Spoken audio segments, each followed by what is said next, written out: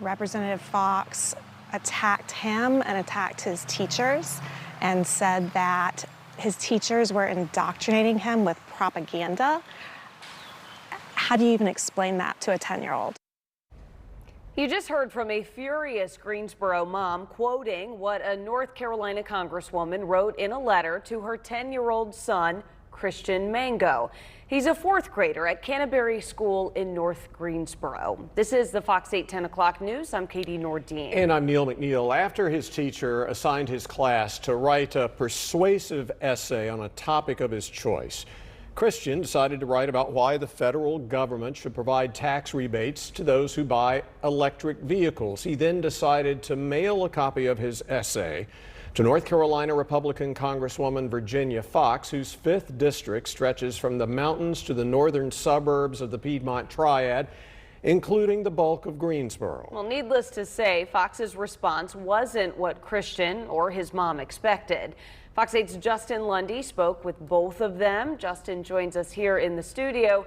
So, Justin, did Christian understand the language she used in her response? Christian says he had to ask his mom to explain some of the words Representative Foxx used because they were too advanced for his vocabulary, but he did say once his mother explained to him what Foxx said, he was upset his teacher was targeted.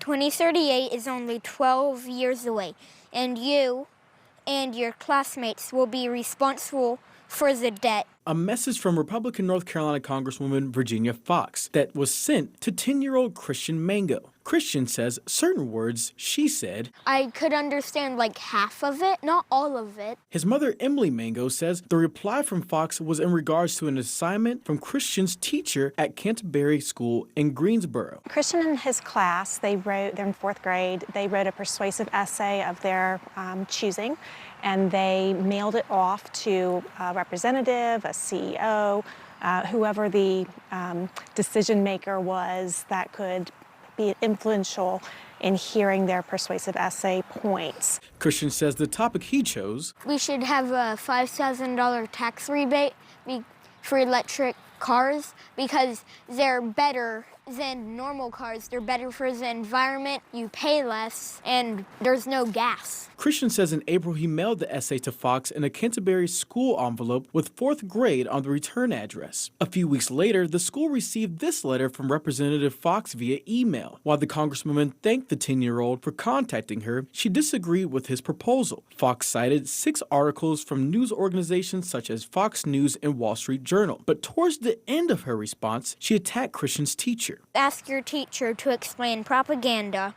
to you, but I will never be able to know. My guess is that your teacher will not be able to give you a good educational experience by helping you to be able to think as they are too interested in indoctrinating you. How sad. After Christian's mother explained to him what Fox's response meant, the 10-year-old says he's upset Foxx went after his teacher when Christian was the one who chose the topic of his essay. I think that was wrong. And why?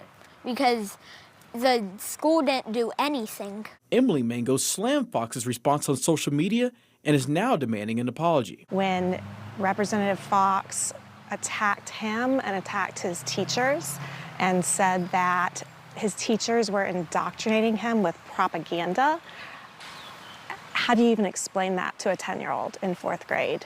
But it's just not okay.